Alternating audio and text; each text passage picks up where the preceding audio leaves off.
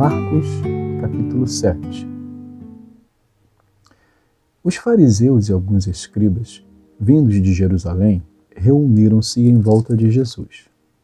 Eles viram que alguns dos discípulos de Jesus comiam pão com as mãos impuras, isto é, sem lavar, porque os fariseus e todos os judeus, observando a tradição dos anciãos, não comem sem lavar cuidadosamente as mãos. Quando voltam da praça, não comem sem se lavar. E há muitas outras coisas que receberam para observar, como a lavagem de copos, jarros e vasos de metal e camas.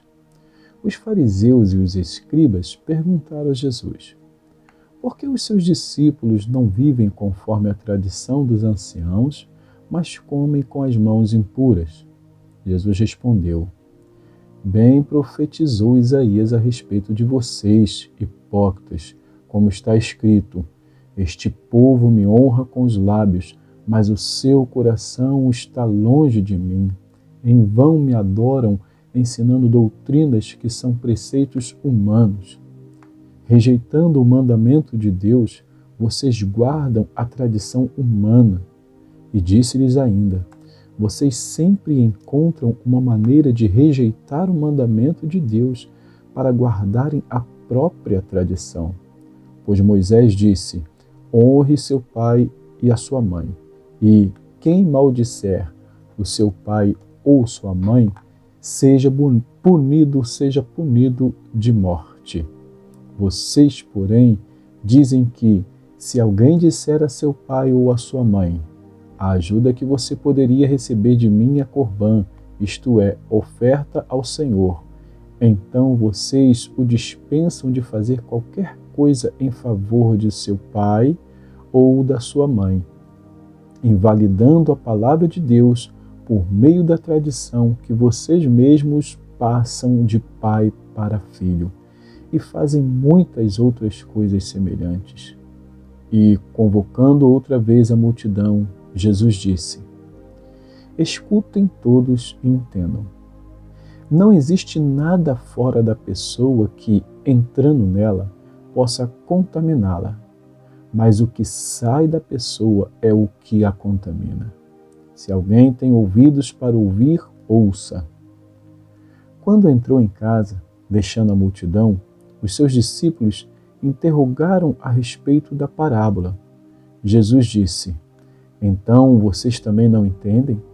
Não compreendem que tudo o que está fora da pessoa entrando nela não a pode contaminar, porque não entra no coração dela, mas no estômago e depois é eliminado? E assim Jesus considerou puro todos os alimentos.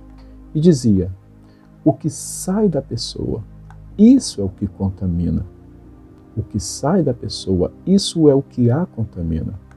Porque de dentro do coração das pessoas é que procedem os maus pensamentos, as imoralidades sexuais, os furtos, os homicídios, os adultérios, a avareza, as maldades, o engano, a libertinagem, a inveja, a blasfêmia, o orgulho, a falta de juízo.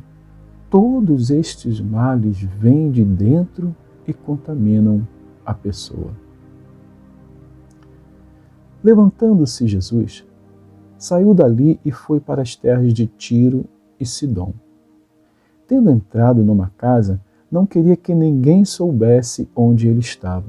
No entanto, não pôde ocultar-se, porque uma mulher, cuja filhinha estava possuída de espírito imundo, logo ouviu falar a respeito de Jesus.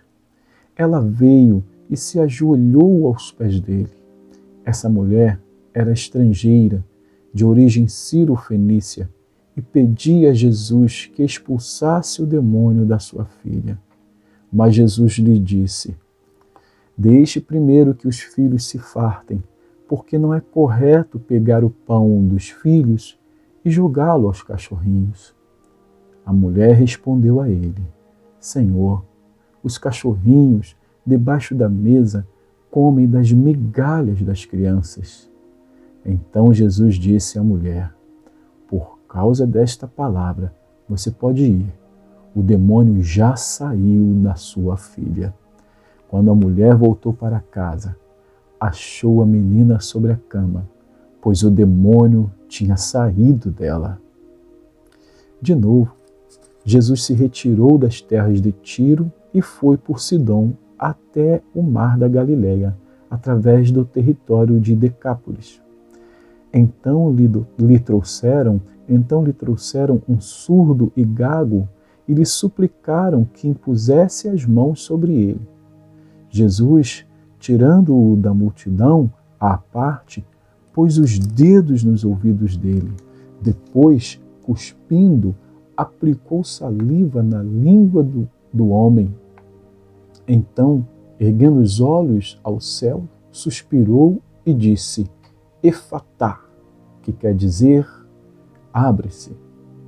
E logo os ouvidos do homem se abriram e o empecilho da língua se soltou, e ele falava sem dificuldade. Jesus lhes ordenou que não contassem isso a ninguém. Porém, quanto mais recomendava, tanto mais eles o divulgavam. Ficavam muito admirados, dizendo: tudo ele tem feito muito bem, tudo ele tem feito muito bem. Faz até os surdos ouvirem e os mudos falarem. Vamos então a 1 Coríntios, no capítulo 11. 1 Coríntios 11 diz assim: Sejam meus imitadores, como também eu sou imitador de Cristo. Eu os elogio porque em tudo vocês se lembram de mim e retêm as tradições assim como eu as transmiti a vocês.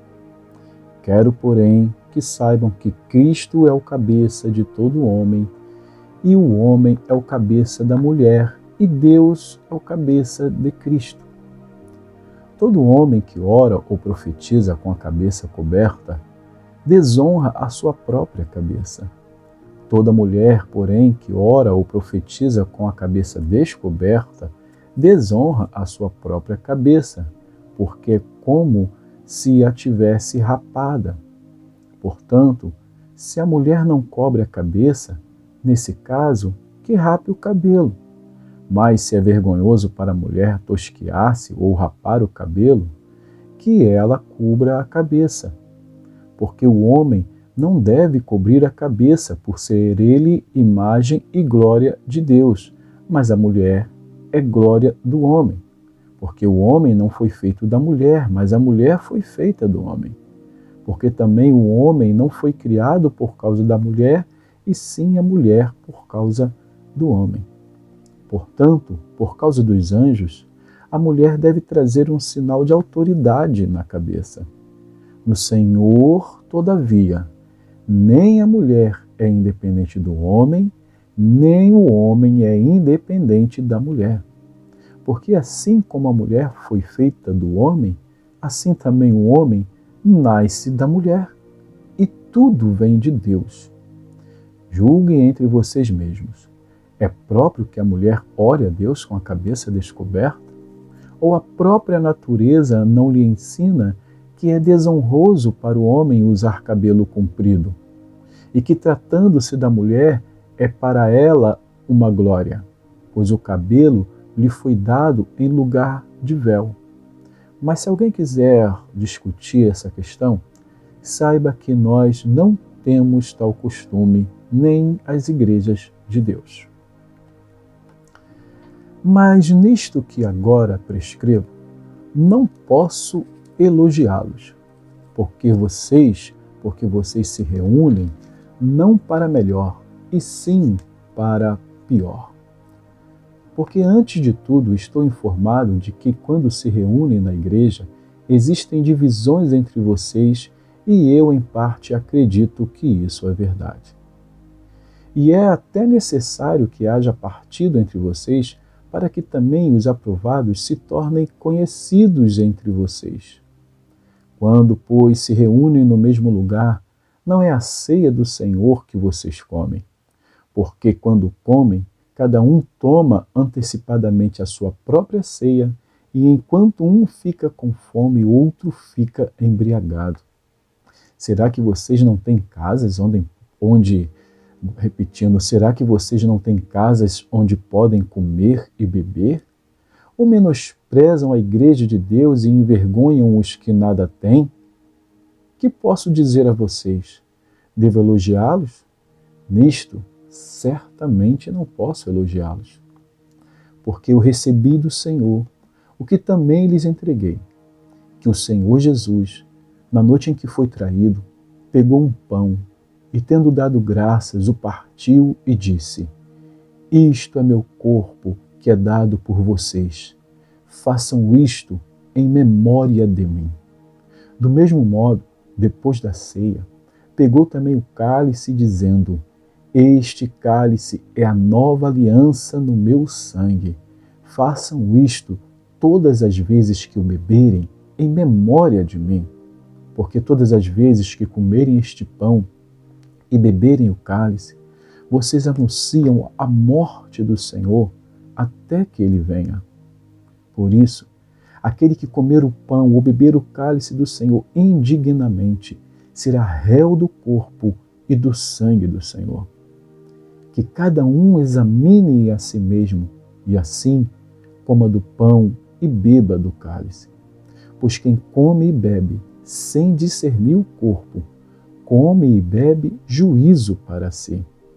É por isso que há entre vocês muitos fracos e doentes, e não poucos que dormem. Porque se julgássemos a nós mesmos, não seríamos julgados. Mas quando julgados, somos disciplinados pelo Senhor, para não sermos condenados com o mundo. Assim, meus irmãos, quando vocês se reúnem para comer, esperem uns pelos outros.